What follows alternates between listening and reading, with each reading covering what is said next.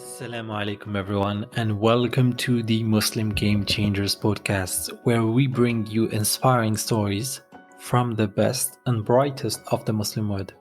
I'm your Hussein, and I'm very excited to take you on a journey of discovery featuring high-profile Muslim leaders from all around the globe.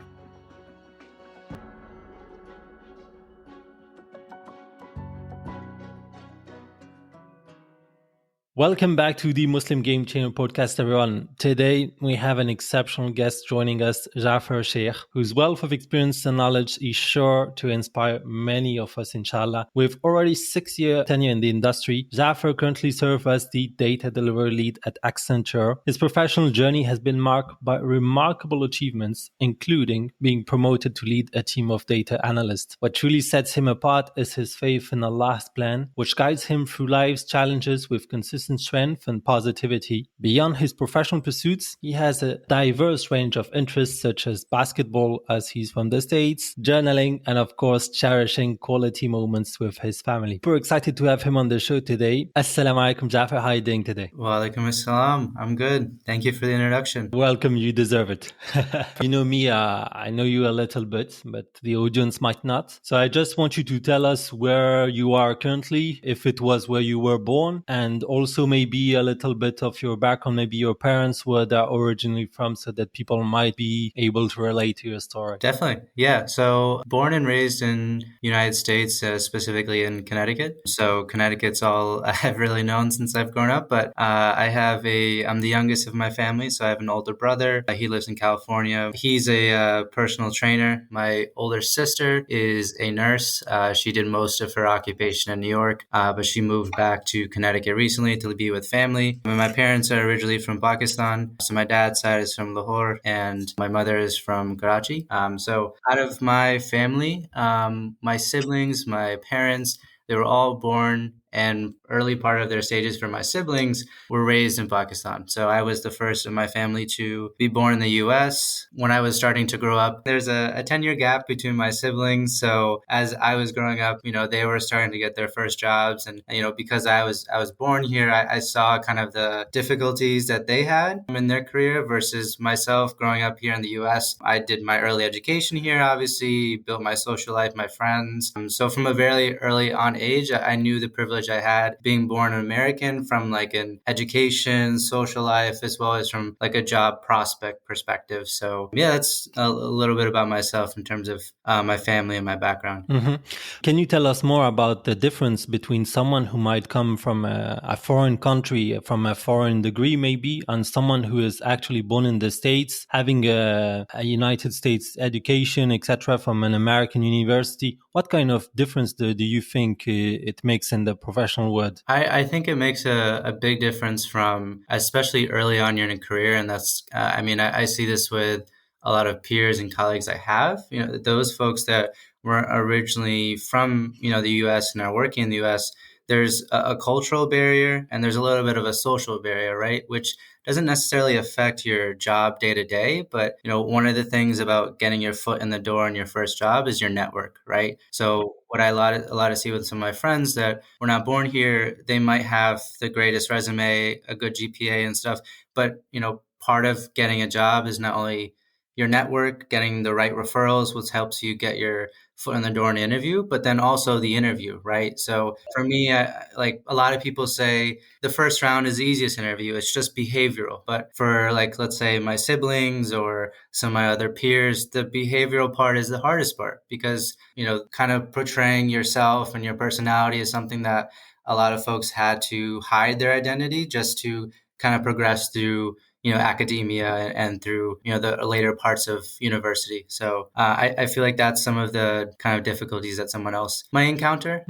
I guess it's America first also on this. I can understand also that the country is prioritizing its education and the people who were born there also. I think it's also fair to the investments which are made in the education. Me, I wanted to know more about Connecticut because maybe some people are not as familiar as someone living in the States with Connecticut. So just tell us a bit about the town. If you could give us maybe how's life there. Got it. So in terms of Connecticut, I would say like there is a decent, Muslim population here. There are a few masjids. I would say like the community may be small, but it's still close, right? I have a lot of brothers that I grew up through Sunday school that I'm still in touch with now. But I guess outside of that, for folks that maybe didn't immediately grow up in the masjid, say like public schools through elementary, middle school, high school is predominantly, like I would say like Caucasian, white folk mostly, to be frank, right? Like the diversity is a bit minimal and it does vary based off which town you're from. But within the area of Connecticut I'm from, I guess the diversity was very small. So to put it into numbers, when I was growing up in public school, there was probably 3 to 4 Muslims, and then there was one. One of my friends was Hindu, but most of the rest of the class and classes that I grew up in were non-Muslim. They were mostly from here. They were white. So that's in terms of diversity. Yeah. Do you think it has been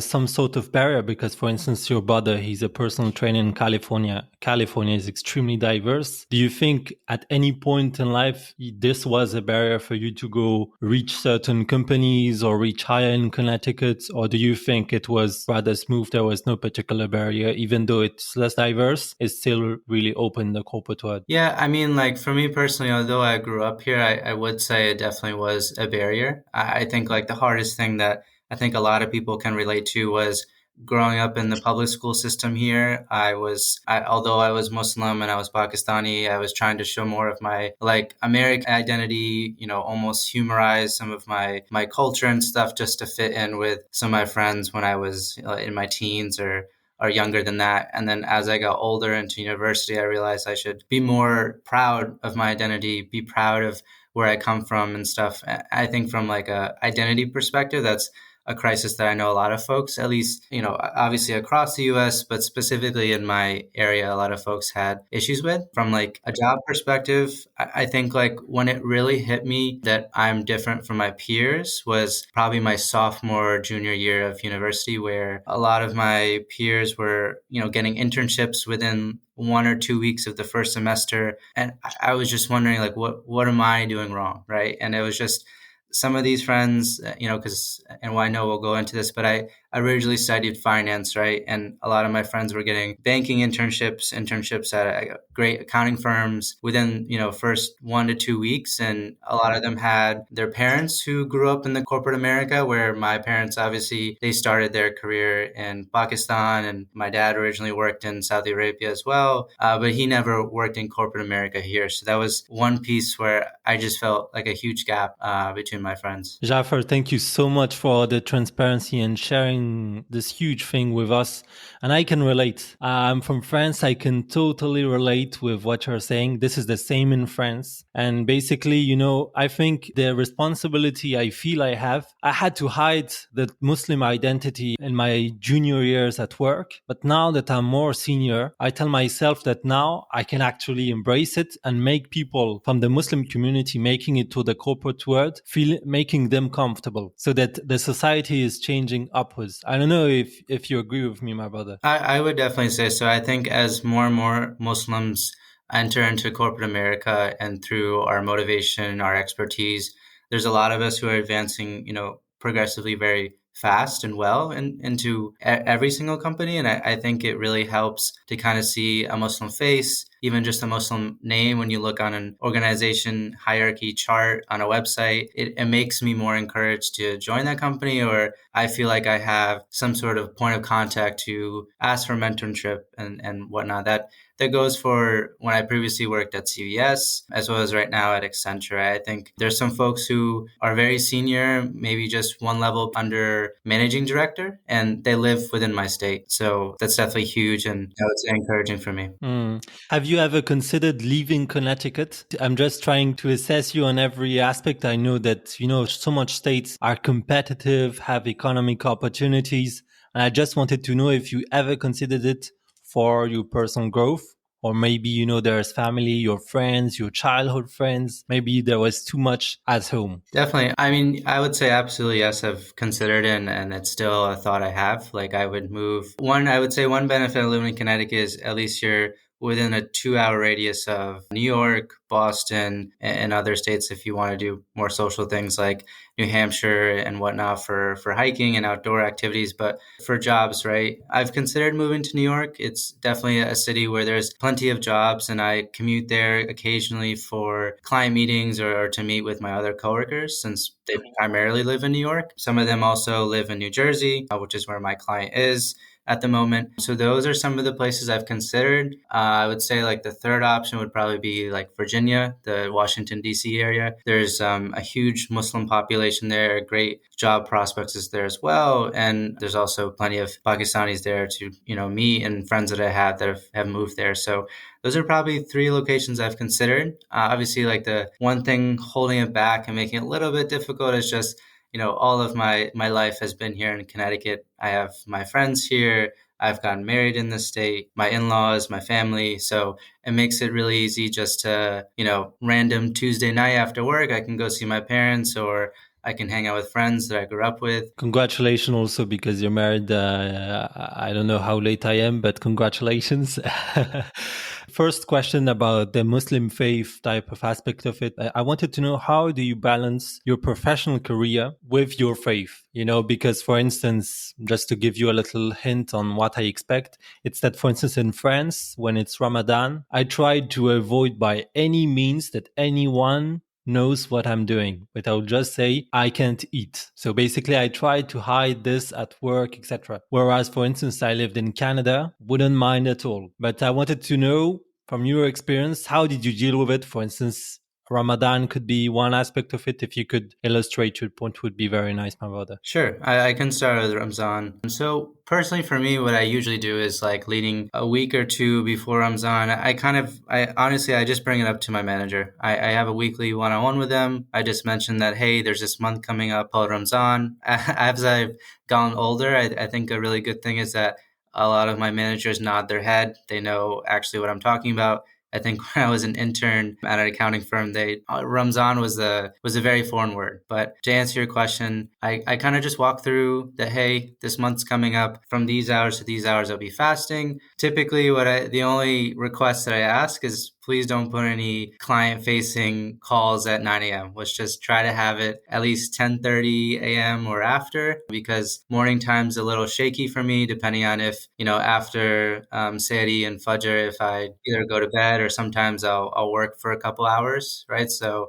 that's the only thing. I just bring that up so they're a little understanding or empathetic about that. That's at least the approach I do. I'm pretty upfront and straightforward about it. Typically, at least for the last 2 to 3 years, it really hasn't affected my, productivity. Honestly, I know a lot of the benefit of Ramzan is that technically it can make you more productive in some ways, right? From a work perspective, also from a personal perspective. So, yeah. Absolutely. This is brilliant. And I wanted to ask a question about this. It's out of my curiosity, really, because it's also about me learning from you guys from around the world. How much leave do you get in the States? Because I was discussing with another brother from the UK, and he, for instance, take his leave during Ramadan. And I wanted to know, how much leave do you get, for instance, in your company, your state? How much do you get off? Yeah, so specifically at Accenture as like the leveling, which for folks that are listening that have worked in consulting or Accenture, I'm a level 9 consultant. So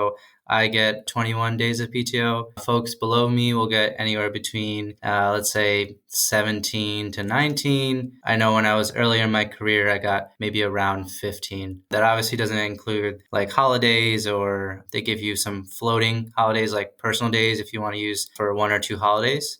But that's pretty much how much you got. That's really good. Honestly, it's out of the, because a lot of Europeans, we have the stereotype that you guys in the States have like 10 days off for the entire year. But it's good to destroy these type of stereotypes for anyone who's thinking of the States among the community. This is really good. And I wanted to know, Jaffer, my brother, can you walk us through your academic and professional journey? What have you done in terms of studies, but also work-wise to get to where you are today? Absolutely. Yeah, so at 18, I was a freshman in university at Connecticut. So I went to the state college here. I did my first 2 years at a branch. So basically, University of Connecticut, it's a large kind of state college here. So there's multiple branches and there's a main campus. So I spent my first 2 years at one of the local branches to kind of save money and stay at home, and then did my last two at the main campus. But to answer in terms of academia,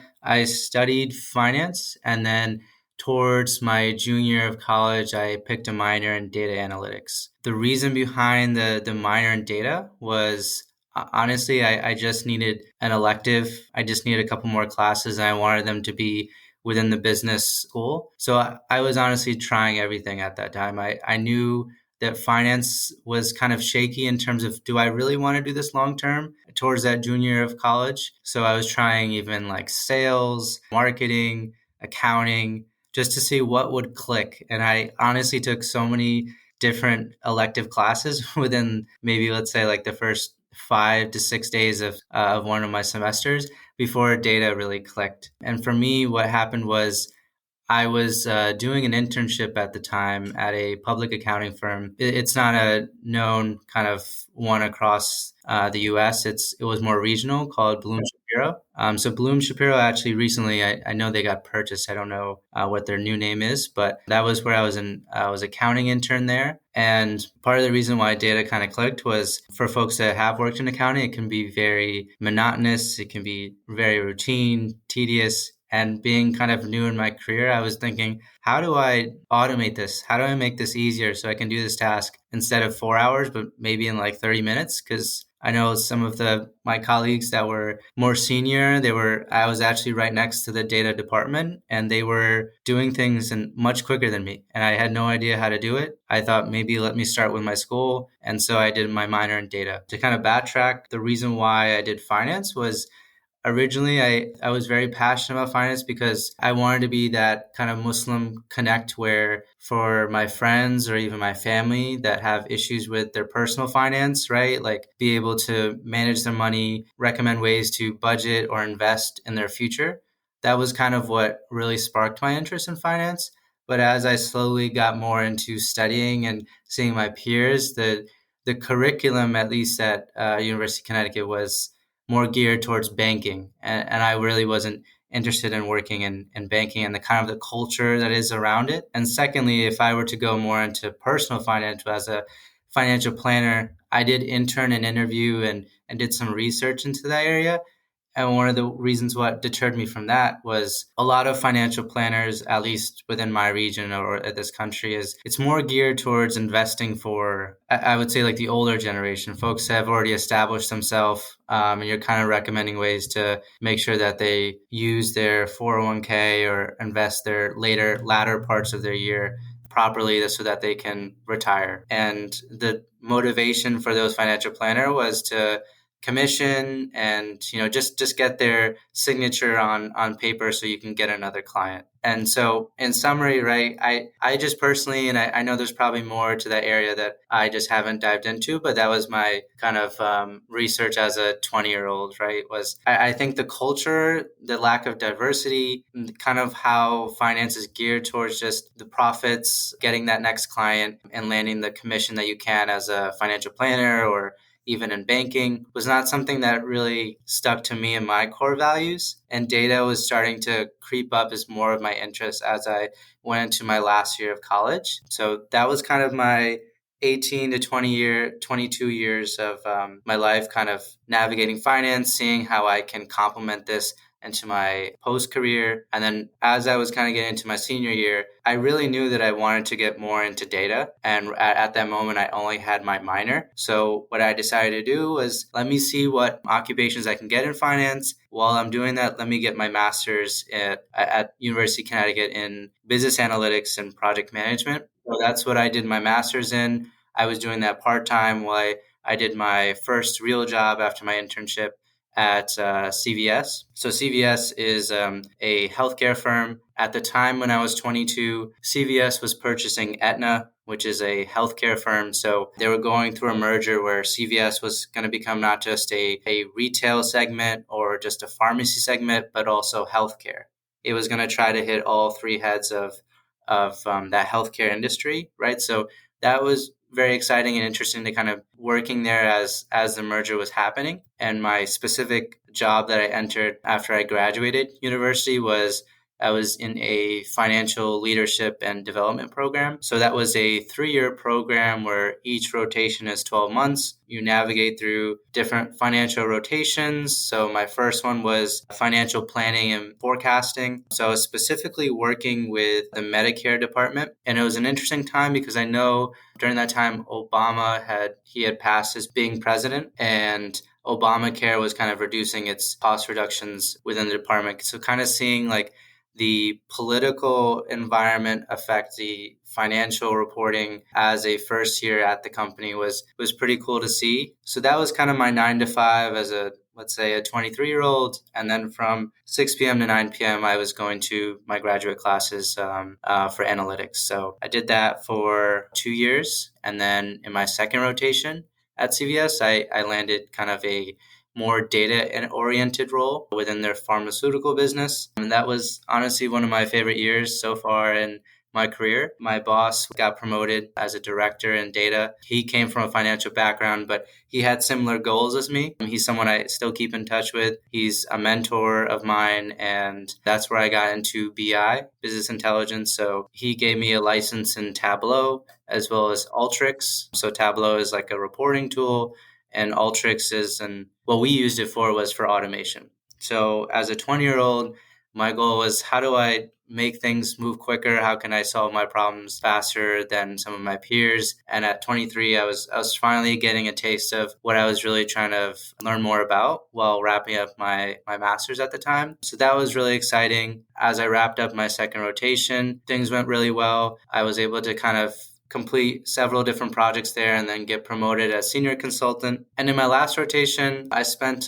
just a few more months, I would say 6 to 7 more months, kind of doing a similar role, but as with 1 or 2 senior data analysts under me, and giving them some training on how to properly tell your story in Tableau, how to make reporting for executives and leadership based off the prior projects I did in my second rotation, and then navigated here to Accenture. So that's a little bit about my background. Of course, I can go into specifics. That was excellent. About Accenture, when did you think about moving to Accenture, and how did you plan to make this come true? Because I know that consulting firms are really tough to get into. How did you plan to make your project going into Accenture from the application to actually landing the job? Can you run through the process with us, please? Definitely. Yeah. So interesting thing is that the first exposure or thought I had about consulting was probably in my first year at CVS.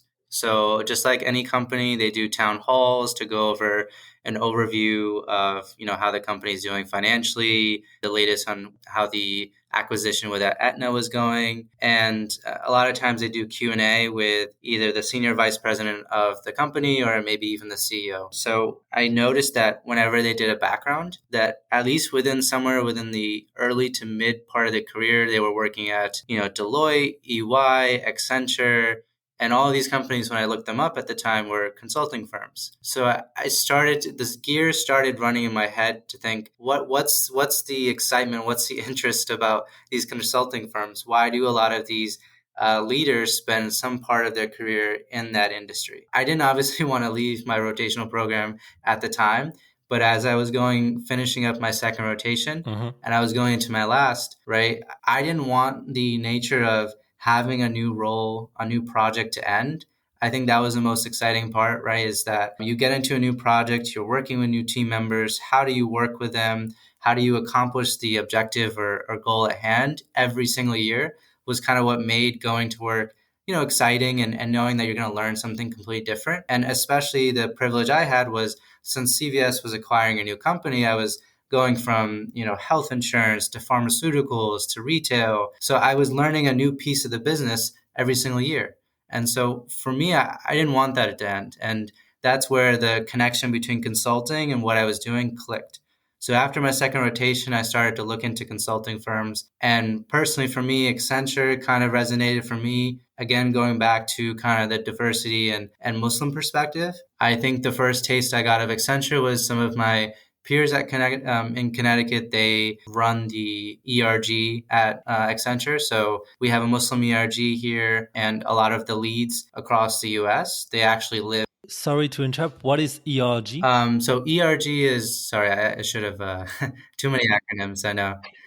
So ERG is an employee resource group. It's essentially kind of like a club. Um, Okay. yeah. So there's a few clubs or little kind of groups within every company that we have, and we call them ERGs. So it could be a Muslim ERG, it could be an ERG just for sports, for folks to kind of connect outside of work, right? And a lot of times they can, although they're for the social aspect, it can help support kind of your network, right? You can meet folks in a less informal perspective and then get to know, what part of the company or business that, they're helping out with. So the Muslim ERG was cool because a lot of the folks that kind of started that ERG or at least supporting it right now live in maybe 20 minutes from me, even though Accenture is a global company. And so I spoke to some of those peers, just connecting directly through them through LinkedIn or maybe meeting them in person, or I met one or two of them from university, spoke to them, kind of had one or two working sessions or networking sessions just through a call to see what has been their experience at Accenture. And then I found one or two roles. They helped refer me. And then the rest was kind of my, interview prep into getting into the firm. Mm-hmm. When you were younger at uni, you were a bit split between like how you envision finance and actually growing up, you told yourself, okay, I'm more oriented towards data than like corporate finance. I wanted to know the same kind of question for like Accenture. What's your expectation of consulting, how you envisioned it and how it is really, because we have a lot of stereotypes. For instance, people think you do crazy hours when you begin. So I wanted to know if it was up to your expectations and how you were a bit imagining the industry and then being there for a bit of time now. Definitely. So I would say in terms of expectations or kind of what I came into,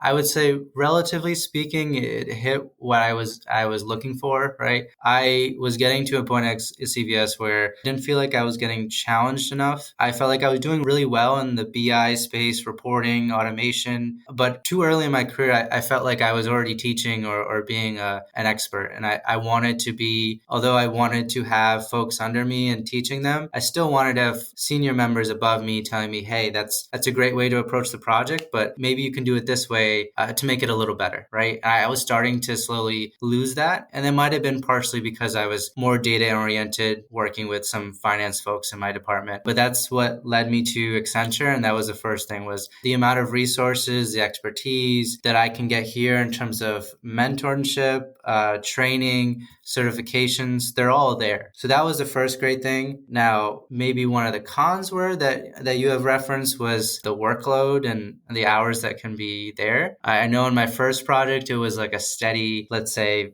45, 50 hours. And maybe that's a lot or too much to some people. That was okay with me. And towards the end of projects, typically, at Accenture, right, you sign a contract with a client, you're promising that you're going to hit X target by, let's say, 6 months. So let's say by the 5th month, you've completed 70 to 80% of the project and you have 30 days to complete the last 20%. Well, you're going to have to crank out, as many hours or time that it takes to finish that project, right? Especially if we budgeted for that many hours or whatever it may be. So I would say in my first project, the 5th month of it was pretty hectic. There was maybe around the 60-hour mark. And that time was a crazy time for me because personally, I was 2 months away from having my wedding and getting married. So personal life and career was a little crazy. Last thing I'll say is the competitive nature of it, right? So there's the hours, which can be a little iffy at times. The resources and the technology and mentorship is great. The competitiveness, now you can take that either way, kind of how I mentioned with the mentorship. The competitiveness is definitely there, right? Because as a consultant, I'm in a practice, I'm in a region with hundreds of other consultants. We're all trying to get promoted. So who is going to tell the best story? And that really comes down to you portraying that not only to your client account group, but also to Accenture. There's almost like two distinct people that you need to convince that you're very qualified to be promoted. Now, outside of that world, now you have to prove that not only are you qualified to be promoted, but are you also qualified to be promoted amongst the hundreds of people in your region? So that's where that can either be scary to some people or push them to be better. So far, what I love about you is your transparency. You say things frankly, I love that. And also, something that I have understood from your speech is the amount of things you have learned throughout each experience. Each time you learned a lot of things that you're getting an edge, I think also on your job, but also if you, for instance, at one point, if you leave Accenture, I think it will give you a huge edge if you go in a multinational because you would have learned from so many clients. It would be really fast for you to get a promotion in like a regular type of company, which is not a consultant company. I don't know if you agree on this, but I have this impression about you. Yeah, I mean, I would agree that like I said, the reason why I left CVS was I wanted to keep getting stretched and challenged. And in short, although there's pros and cons to Accenture, I feel like that's what I've been getting, and that's what will help support me in however I exit consulting at some point. But yeah, I would agree. What are some platform and resources you would recommend our brothers and sisters to learn about data analytics as a complementary source of their education? I'm in data analysis too. For instance, I use DataCamp regularly, and you can learn by coding. It's not something that you just watch something, you learn by actually coding. So I wanted to know what type of advice you could give. So it's it's funny you mentioned DataCamp because that was my first answer. Okay. Yeah, so I got exposed to DataCamp during my master's. They gave me a free subscription for 1 year while I was learning Tableau, but you could obviously use it for their other courses. I guess just to reiterate, I love the platform because I think there's other resources that I have used, such as Udemy. Udemy is a site where you could spend maybe anywhere from like just $5 to $15 on one course to learn one topic, let's say SQL or Python, relatively cheap. And it's going to give you a way to onboard and get the technology on the computer and walk through the courses. But with DataCamp, I liked it because at least in the US, it's $150 and you can literally learn most of what you need to build your data acumen, right? You can use Tableau and with Tableau, that's a very expensive license. So it has the interface as if you're in Tableau while learning the courses, SQL, Python, R, SAS. I know all of that's there. I mentioned Udemy. I think if folks are looking for a free data kind of resource, I would recommend if you go on YouTube, one guy I'm a huge fan of that I follow on LinkedIn, his name is Alex, the data analyst. He actually he worked a better part of his career in consulting and now works in healthcare, but he has a lot of great resources and playlists for each topic you want to cover. So if you want to learn SQL, I think for me, at least, part of the barrier was how do I get this on my computer? And he walks you through the steps and how to get it for free. There's free resources to get SQL or Oracle server on your computer. He references you to go to Kaggle, where you can get a lot of free data sources on any topic, whether it's the voting system or political votes, kind of statistics on sports, basketball, football, soccer, however it may be, or actual specific industry specific statistics like in healthcare or telecommunications. I'm a huge fan of Kaggle if you want data sources to start a project on. Those are some of the things that I personally have used. Amazing recommendation, guys. Kaggle, when you will mature yourself in data analysis, there are competitions where people there's huge prices of money and the best code wins. It's really good, but also there are so much data sets like Jaffer has mentioned, where you can train yourself. Because on YouTube, for instance, sometimes they leave a random CSV sample with some made up data, but sometimes they do not. And you have basically just following a video, which is less impacting in terms of learning experience. Thank you so much for mentioning Jaffer. I wanted to know also, what is one piece of advice you'd give people who would want to start a career in data analysis? Something that you would have wanted people to tell you earlier on in your life. So it's going to be a little cliche, but to be honest, the best piece of advice I can give to anyone, whether it's in data or anything that they want to become an expert or great at, is just honestly just get started. Get started in some way. I think specifically to keep this on the topic of data, I think people get really overwhelmed because if you look at a software engineer, they're, building projects using Visual Studio Code and using Python to build a really cool project. That's one piece of area. Now, recently, and I don't really have much background in this, but it's generative AI or chat GPT. That's becoming the biggest hot topic here. It's like, oh, maybe I want to get started there. Or you look at someone that kind of looks into data, they're kind of parsing or cleaning the data using SQL. There's other folks who are doing more reporting using Tableau, Power BI, ThoughtSpot. There's so many different platforms for anything you want to get into. So it can be really overwhelming to say, which one do I get started with? How do I get certified? Should I take this course or that course? My honest advice is just start with any of them.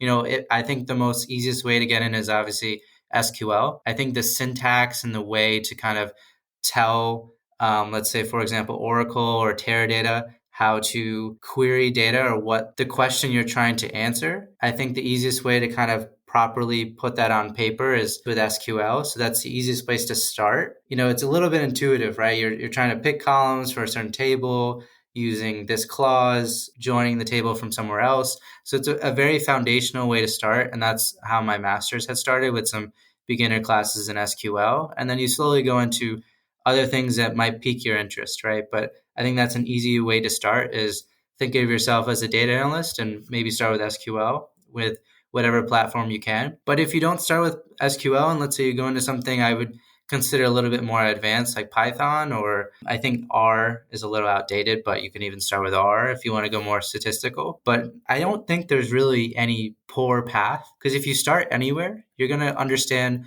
this realm of data. What's the primary purpose, right? What questions do you have, and what is the goal you're trying to achieve?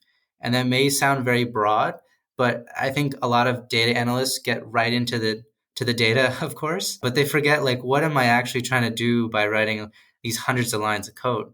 And if you just start somewhere, you'll know which area you want to go into. Do you want to be an engineer, an analyst, a more of a reporter? And eventually you'll understand where you want to land. And I think the last thing I'll say is that wherever you do start, you're going to have struggles, or you're going to get stuck on how to write something. Your code's going to give you an error and you're going to have to go through Stack Overflow or through Google to answer it. But that's part of the process, right? So that would be my advice. It's so good to listen to you. Honestly, I can relate on so much. I fully agree. A little mention, I have just started to use R. Now I'm questioning my orientation in terms of learning, because you say it's outdated. So I'm questioning myself. Alhamdulillah, now you're married, you have your family also. I think you practice ball also aside. Do you find the time to stay up to date to all the latest developments in data analysis? People underestimate how much you've got to learn all the time. All the time you've got to learn to keep up the pace, especially you're facing clients. They expect you to bring this type of innovations towards their companies, their work. So do you find the time to keep up all the time with those latest developments in data analysis and tech world in general? Yeah, I would definitely say, I think in maybe within the first 1 to 2.5 years of my career, it was a little bit easier. And to be honest, it was easy because I was going to school. I was going to my job from, let's say, 9 to 5. And then after school, I had my master's, which was forcing me to take classes to learn more about data. I had homework, obviously, to do and different projects. So I was in a curriculum where I knew I had deadlines to reach and what I needed to learn to pass exams and whatnot. And I would say at this point in my career, it's gotten a little bit more difficult with the workload on the client perspective. But I think the easiest advice, or easier said than done, but just carving out even 30 minutes to 60 minutes a day. It could even be 20 minutes a day. Just for me, if it's on DataCamp or a side project I want to do, that's kind of how I achieved it. I know at least at Accenture, they have a lot of training programs that they push to folks. And so the good thing about those is, like, for example, I want to get certified in cloud. And they have study group sessions after work where I'll just join in. They're going over a topic. I'll take notes. And then just, again, going to that idea of getting started, by getting started with the group, then I'll spend a little bit more time later in the day. So I do find time. It definitely gets difficult being married, having my family and work, but I obviously try to balance it the best I can. This is very good. This is excellent. I wanted to also say something which I forgot earlier on. It's that basically DataCamp, for instance, to the people who are just getting started in the corporate world, it is something that you could negotiate, especially if you choose a company culture which is quite investing in learning. For instance, me, in the 3 previous company I've worked for, I negotiated the DataCamp subscription for each of them, so that I don't have to pay anything out of my pocket. So that basically you go to the negotiation with your company, maybe at the job interview at the late phase, or maybe a bit once you prove at work your business value, that you're worth the investment, that you can prove to your manager, okay, it's a win-win. You win an employee which is going to learn the latest things. And at the same time, you yourself, in terms of career, you advance. So I just wanted to share this little tip. And Jaffer, my brother, for anyone who might not have a close idea of what it is to be a consultant, could you describe like a typical day or a typical week working as a data analytics consultant lead, just so that people can envision it, imagine it? Yeah, definitely. So personally, for me, to give context on my project, the project I'm working on is essentially I'm working with a telecommunication company. Obviously, a lot of folks have heard of it. Verizon is my client. And so they have over 70 plus, almost 100 dashboards sitting in Tableau. The data comes in every 24 hours.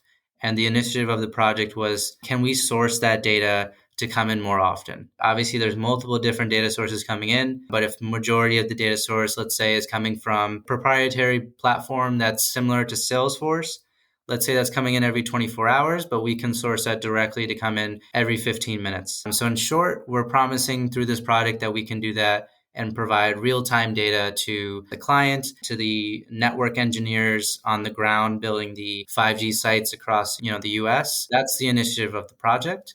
And so in order to achieve that, we have 3 data modelers, and then data modelers are folks with that kind of data analyst intermediate to advanced SQL knowledge. We have a QA person on the team, as well as someone implementing the logic and the tables into the new framework. So my kind of role as I would say a delivery lead, some folks could call me like a technical PM, is to kind of start the day with what dashboards or reportings are we migrating to the new framework? What stage are we at in the dashboard migration process? Are we just doing a pre-analysis of the legacy framework and how it was built?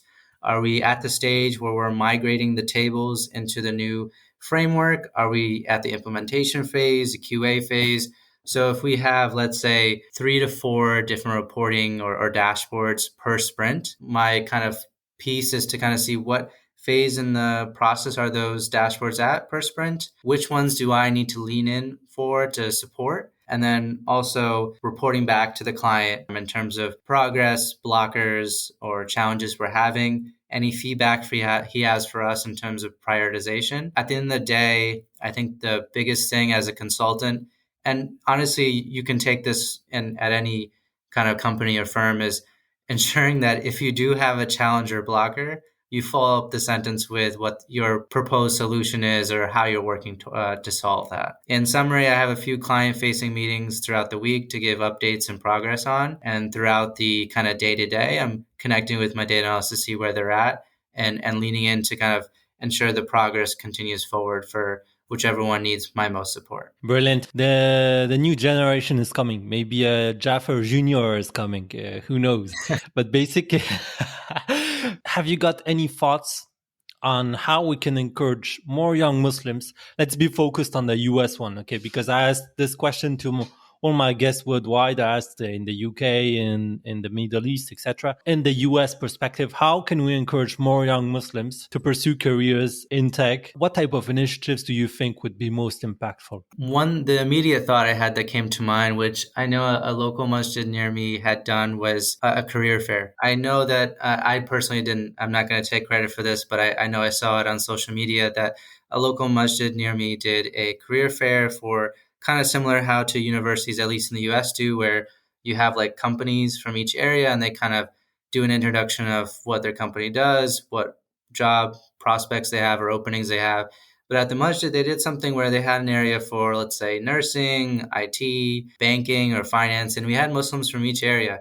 And then we had folks that were kind of, let's say, in high school even, or some of them were in the early mid part of their university stage, and just kind of get a understanding of what each field does. And obviously that doesn't directly support data, but it does, right? So I think stereotypically, right, a lot of our parents are encouraging us to be lawyers, doctors, or engineers, right? But I think as we grow up, we learn there's so many other options. And what does this field actually entail? So I think just by giving our younger Muslim youth that exposure to what these fields actually will do on a day to day, or how our other Muslim brothers and sisters enjoy or don't enjoy that job, will help give that peak of interest into data. Because obviously I'm biased, but I think there's a personality and field within data that can support anyone. If you're someone that loves to speak and do kind of meetings and lead those sessions, you could be a reporting lead, build out reports and portray the story to executives or leadership. If you're someone that's more introverted, and you just want to kind of build fun projects and find different ways to slice and manipulate the data, you can be a data analyst or a software engineer or a back-end engineer. Those folks are not working or talking to people that much, but they're going and they're solving big problems and handing that off to the front end folks. So I think there's an area for everyone. But I think the first thing is just to show our youth what their career can look like. I love this. Honestly, my brother, I love listening to you. I love it. I'm like your first listener, and I'm so hyped that people would listen to this, because this is so much value, and raising awareness about the variety of jobs, going above like the cliche that our parents, they tried their best, but now there are some jobs that we didn't have an idea about, like M&A or investment banking, all those type of jobs. I had no idea when I was a kid, and our parents would have loved to tell us about it. But this is why we have a duty to the next generation to do things proper, so that they have a broad mind, so they know that those type of jobs exist. I wanted to know if you could tell us, it's a very competitive industry. Accenture, the consulting word, you mentioned how competitive it can get, and it's only fair, it's only fair that it's competitive. But I wanted to know if you're not getting a bit sometimes split between, the Muslim faith. It's all about being modest, being in a alhamdulillah type of mood, being content with what you have. But also, I mean, we're ambitious people. We're like from the immigration, second wave immigration or first wave immigration. I wanted to know, you also are very ambitious. I can tell a lot of the audience is also. But how do you balance this type of decision? I have to be true to my Muslim faith, not be content with what I have, but also be ambitious. Definitely. So I think the piece of advice, or what comes to mind, is something one of my best friends recently told me about, let's say a year ago. Again, very simple, but something that's resonated with me, is that it's not the idea of integrating work with your religion, but how can I integrate my religion, Islam, with my work? It's funny, right? Because now the biggest trend, at least fitness and health wise, is, making sure you meditate first thing in the morning, or journal, or go for a walk. You're most productive early in the morning. And if you actually follow Islam properly, well, there's a reason why Fajr is at sunrise. And it's recommended that after you do Fajr, you don't necessarily go to bed right away, maybe complete other tasks, because that's, from American, or at least from a society perspective, that the world is quiet, and that's where you can get your thoughts in properly. But if you integrate Islam properly and you actually follow what the Quran says or what the Sunnah is, it's supporting a life where you are your best version of yourself. It's important to take breaks during work, right? People say don't work 8 hours straight, go for a walk for 10 minutes. Well, maybe you take a 5-minute walk and you take the 5 minutes to do your salah. And it's obviously easier said than done. I'm not going to say I'm perfect. It's obviously difficult if it's 10 and if it's 12 p.m. and your boss pings you and says, I need this deck for a client call at 3 p.m. Obviously, Zohar and Asr might be around, an hour or two from then, and you're really stressed. It's really hard to step away and do that namaz, because you're so ingrained, or at least personally, in getting that task done first before you think of salah. But if you really think about it, and one of what my friend has told me, and now has resonated with me as great advice, is that your salah and your Islam will help you progress in life, and it will help you actually be more calm and confident in that call. And if Allah wants you to integrate into your life and complete and accomplish things, He's going to make sure that you obviously aren't set up to fail. Allah's plan is that you're set up for success. And so ensuring that, at least this is more advice that I give to myself on a day-to-day when I'm having a hard time, is that obviously this dunya is temporary, this life is temporary, and obviously we have a whole nother life to prepare for. The urgency is there. So obviously, I will say this again, much, much harder said than done, but that would be my advice, and how I balance both is kind of setting the standard, or taking a step back and realizing what's actually important to me, what will affect not only my physical and mental health, but also my spiritual health long term. Your wisdom is inspiring. Hey guys in the audience, should I classify my podcast in the poetry type of category? Because some lines that our brother just said, it was poetry. And I wanted to underline this. This was beautiful, my brother. The best answer that I could imagine. I wanted to thank so much Jaffer for his time, sharing his experiences, insights, huge value he brought to this episode. Cannot thank him enough. Jazakallah khairan. Jaffer has agreed you can reach him on LinkedIn. So the link of his profile will be included in the description of this episode. Brother, thank you so much for being part of this today. Thank you for having me. No, it's been great speaking to you guys. And as mentioned, like, if anyone wants to reach out to me on LinkedIn, I'm just a ping away. Would love to speak to anyone that wants advice or needs my help. I'm happy to help. It's been a pleasure to have you on the show today, Jaffer. Assalamu alaikum, everyone. That's all for today's episode, guys. We hope you enjoyed it and learned something new. If you have any feedback or suggestion for future episodes, please reach out to us on our social media channels. And don't forget, please, to subscribe, rate and review our show on your favorite podcast platform. This would really help us a lot. Until next time, all stay inspired, stay curious, and keep changing the game.